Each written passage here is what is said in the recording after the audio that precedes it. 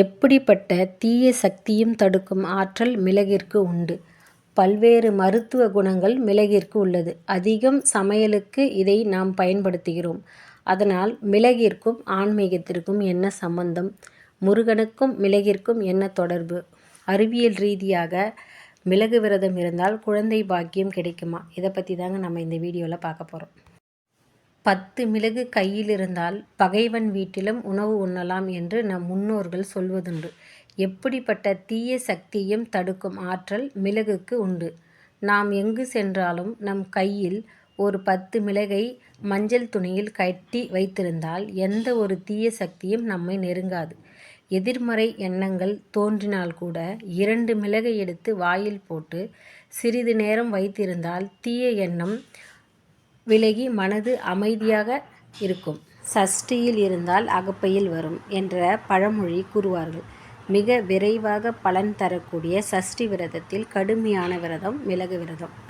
ஐப்பசி மாதத்தில் அமாவாசைக்கு பிறகு வரும் வளர்பிறையில் பிரதமை துவங்கி சஷ்டி வரையிலான 7 நாட்கள் முருகனுக்கு இந்த விரதத்தை கடைபிடிப்பாங்க.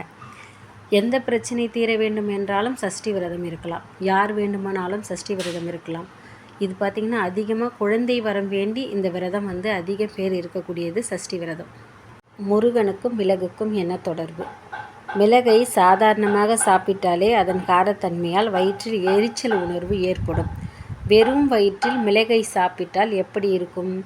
சிவபெருமானின் நெற்றியிலிருந்து தோன்றிய முருகப்பெருமான் நெருப்பிலிருந்து உதித்தவர்.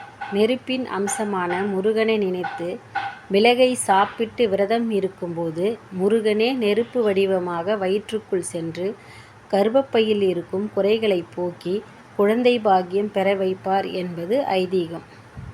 அறிவியல் ரீதியாக பார்த்திங்கன்னா நாம் விரதம் இருக்கும் நேரத்தில் பார்த்திங்கன்னா உறுப்புகள் ஓய்வெடுக்கும். நம்ம சாப்பிடாமல் இருக்கிறதுனால நம்ம உடம்புல இத்தனை நாளாக இயங்கக்கூடிய உறுப்புகள் ஓய்வெடுக்கும். இதனால் பார்த்திங்கன்னா ஆற்றல்கள் உயிர் ஆற்றல்களாகவும் நோய் எதிர்ப்பு சக்தியாகவும் மாறும்.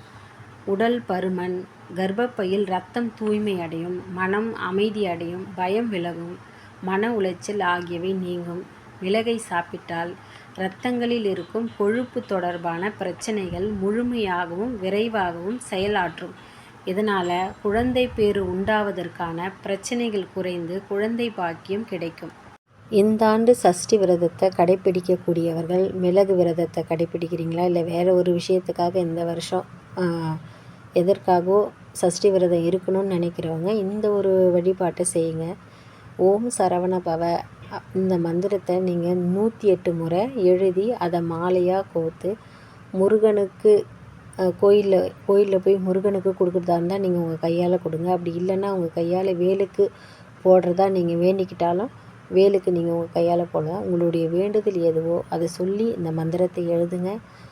ரொம்ப சக்தி வாய்ந்த மந்திரம். இதை நீங்கள் முருகனுக்கு மாலையாக கொடுக்கும்போது நிச்சயம் இந்த வருடம் நீங்கள் எதற்காக விரதம் இருந்து வழிபாடு செய்கிறீர்களோ அந்த விஷயத்தை உடனே முருகப்பெருமான் நடத்தி கொடுப்பார். தேங்க்யூ ஃபார் வாட்சிங்.